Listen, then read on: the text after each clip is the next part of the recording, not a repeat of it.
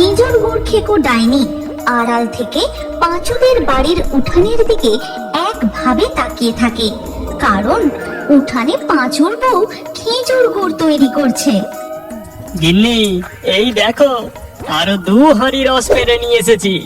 আরো জোরে উনুনে জাল দাও, কাল পৌষ পার্বণ। কালকের বাজারে শুধু আমার কাছে টাটকা খেজুরের গুড় পাওয়া যাবে, আর আমি চড়া দামে বেচবো। কি বলো গিন্নি? এই পাড়ার সব খেজুর গাছের হাড়ি তো ফাঁকা করে দিয়েছ মনে হয়।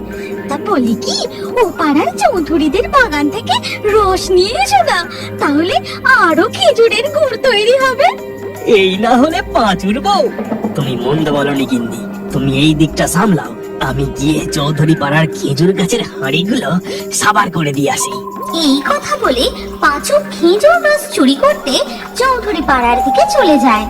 খেজুরের গুড়টা প্রায় তৈরি হয়ে এসেছে, আমি যাই ঘর থেকে একটা বড় হাঁড়ি নিয়ে আসি, এই গুড়টা তুলে রাখতে হবে।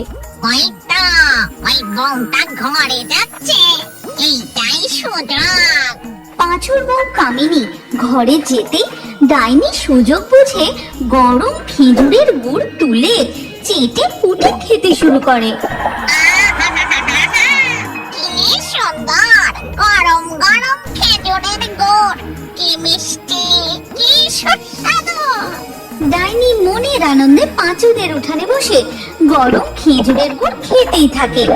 ওদিকে ঘর থেকে পাঁচুর বউয়ের বেরিয়ে আসার শব্দ পেতেই মনে হয় বউটা এই দিকেই আসছে, আমায় দেখে ফেললে যে আবার ভিমরি খাবে। কি করে কি করে, ওই খেজুর গাছে একটা হাঁড়ি ঝুলছে দেখছি, যাই ওর মধ্যেই ঢুকে পড়ি। এই কথা বলি ডাইনি সোজা পাঁচুদের উঠানের পাশে খেজুর গাছের হাঁড়ির মধ্যে ঢুকে যায়। এই হাঁড়ির ভিতরটা যে একদম ফাঁকা দেখছি, একটু রস নেই। যাকে বেশ ভালোই হলো, এই হাঁড়ির মধ্যে আমি সংসার পেতে বসবো, আর মাঝে মধ্যে বেরিয়ে ওদের খেজুরের গুড় চুরি করে খাবো। ওদিকে তখন পাঁচুর বউ ঘর থেকে বেরিয়ে উনানের কাছে গিয়ে দেখে কড়াতে একটু খেজুরের গুড় নেই। এ কি, এক কড়া খেজুরের গুড় কোথায় উধাও হয়ে গেল? শিয়াল কুকুরে খেয়ে গেল নাকি? কিন্তু গরম ফুটন্ত গুড় খাবেই বা কি করে? এ তো আশ্চর্য ব্যাপার। উফ, কি ঠান্ডা রে বাবা, শীতটা একেবারে জাঁকিয়ে পড়েছে। এই তো আর একটা খেজুর গাছের রসের হাঁড়ি দেখছি, তাড়াতাড়ি গাছে উঠে হাঁড়িটা খালি করে দিই। এই কথা বলে পাঁচু তর দড়িয়ে খেজুর গাছে উঠে পড়ে।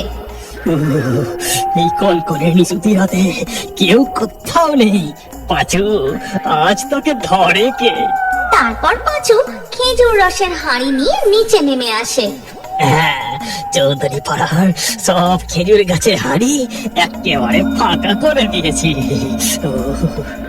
এরপর পাঁচু কাঁধে রসের হাঁড়ি নিয়ে তার বাড়ির দিকে ফিরতে থাকে। আমার একটা হাঁড়ি মনে হয় এখনো একটু ফাঁকা রয়ে গেছে, আর একটা গাছ থেকে রস চুরি করতে পারলে ব্যাস কেল্লা ফতে। 2টো হাঁড়ি একেবারে ভর্তি হয়ে যাবে। ওই তো ওই গাছটাতেও একটা হাঁড়ি আছে দেখছি। এই কথা বলে পাঁচু তার কাঁধ থেকে রসের হাঁড়ি নামিয়ে রেখে আবার খেজুর গাছে উঠতে থাকে। ঠিক তখনই পাঁচু কি যেন শুনতে পেয়ে হঠাৎ থমকে যায়।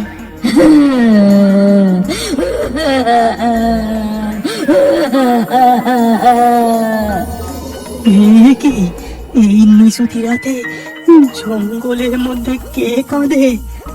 আওয়াজটা যেন খুব কাছ থেকেই আসছে।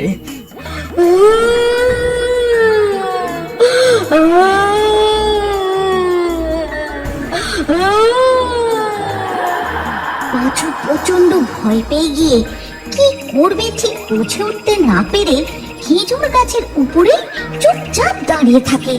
তারপর আবার কিছুক্ষণের মধ্যে সব শান্ত। বাঁচলাম। এবার এই রসের হাঁড়িটা নিয়ে তাড়াতাড়ি নেমে পড়ি। পাঁচু খেজুর গাছ থেকে নেমে তার হাঁড়িতে খেজুর রস ঢেলে নেয়।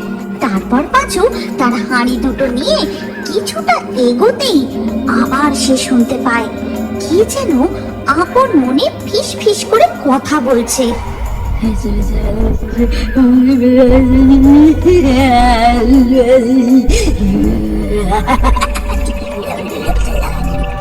পাঁচু ভয়ে কাঁপতে কাঁপতে ধীর পায়ে এগোতে থাকে। হঠাৎ সে লক্ষ্য করে একটা গাছের গোড়ায় সাদা শাড়ি পরা এক মহিলা বসে আপন মনে কথা বলছে।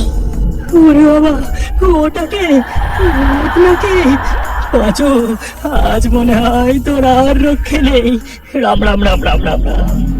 পাঁচু আর দু এক পা এগোতেই ওই সাদা শাড়ি পরা বউটি একদম পাঁচুর সামনে চলে আসে আর বলে, কি রে, ভেবেছিলিস আমাকে এড়িয়ে ঘরে চলে যাবি?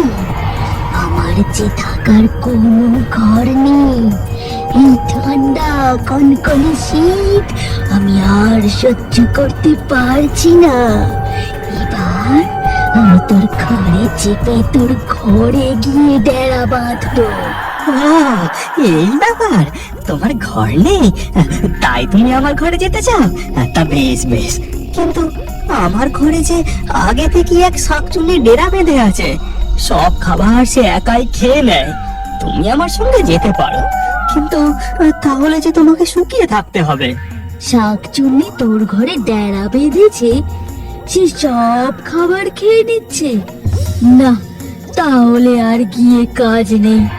আমার থাকার জায়গা যখন হলো না, তাহলে তো অন্য কিছু ভাবতে হবে। আমি বরং তাহলে আজ তোকে কচমচ করে চিবিয়ে খাবো। ও পেতনি, তুমি এমন কথা বলো না গো। আমি তোমার থাকার ঘরে ঠিক ব্যবস্থা করে দেব। বল বল বল, তাড়াতাড়ি বল। আমার যে খুব শীত করছে, এই ঠান্ডা আর সহ্য করতে পারছি না। সর্বনাশ, এবার আমি কি করি? এই পেতনির থাকার ব্যবস্থা কি করে করি? কি রে, কি হলো? এত দেরি হচ্ছে কেন? ঠিক তখনই পাঁচুর মাথায় এক বুদ্ধি খেলে যায়। তারপর সে পেতনিকে বলে, ওই যে ওইদিকে দেখো, ওখানে যে কুটিরটা দেখছো, ওখানে কেউ থাকে না, একদম পরিত্যক্ত। তুমি একা ওখানে ভালোই থাকবে। তাই নাকি? কিন্তু কোনো মানুষ এসে যদি উৎপাত করে আমাকে তাড়ায়, তাহলে দেখবি তোর একদিন কি আমার একদিন। এই বলেই সাদা শাড়ি পরা পেতনি উড়ে সোজা চলে যায় ওই কুটিরের ভিতর।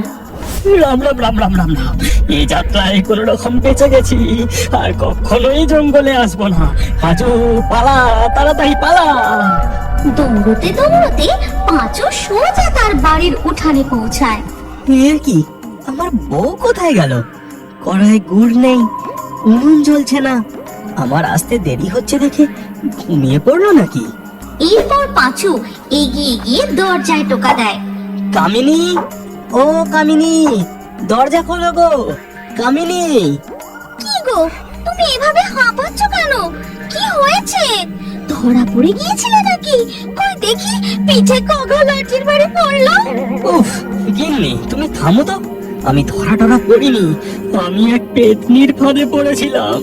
এ তুমি কি বলছো গো? সে তোমায় কামড়ে দেয়নি তো? আচ্ছা, তোমার ঘাড়ে চেপে আবার ঘরে চলে আসেনি তো? না না, আসেনি। আমার বুদ্ধির কাছে ভূত প্রেত ডাইনিও বোকা হয়ে যায় গো। আমি বললুম আমার ঘরে এক শাকচুন্নি আছে, সে সব খাবার খেয়ে নেয়। আমার ঘরে গেলে তুমি না খেতে পেয়ে শুকিয়ে শুকিয়ে আবার মরে যাবে। বাবা, তোমার কি বুদ্ধি, কি বুদ্ধি! কিন্তু জানো, আমি না ঘরে হাঁড়ি নিতে এসেছিলাম, তারপর বাইরে বেরিয়ে দেখি কড়াতে একটুও গুড় নেই। কিন্তু গরম ফুটন্ত গুড় কোথায় উধাও হয়ে গেল? কি জানি বাপু, আমি তো কিছুই বুঝতে পারছি না। চলো কামিনী, আমি যেটুকু রস চুরি করে নিয়ে এসেছি, তাড়াতাড়ি গুড় বানিয়ে নিয়ে শুয়ে পড়ি। সকাল হলেই গুড় হাটে নিয়ে যেতে হবে। হ্যাঁ, তাই চলো। এরপর পাঁচু ও তার বউ কামিনী মিলে উনুন জ্বালিয়ে আবার গুড় বানাতে শুরু করে। আর সেই গরম গুড়ের গন্ধ গিয়ে পৌঁছায় খেজুর গাছের হাড়ির মধ্যে। আহা,